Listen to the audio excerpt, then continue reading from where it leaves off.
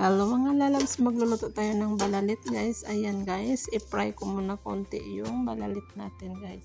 Pagkatapos nyan guys ay pakuluan ko guys. Pero bago ko pakuluan, magluto muna ako ng itlog guys. Ayan guys, tinimplahan ko lang yung itlog natin. Kasi i-ready muna natin yung itlog bago magpakulo ng ating balalit guys. Ayan guys. Parang ano lang yan guys, uminit ang itlog natin guys. Ayan, pagkatapos niyan guys, ayan naka-ready na. At ayan, pakuluan na natin yung balalit natin guys. Ang balalit natin guys ay mabilis lang yan malambot guys kasi maliliit siya. Kaya dapat hindi masyadong malata guys. Kunting kulo lang. Tapos guys, ayan, strainer natin. Tapos lagyan ng asukal.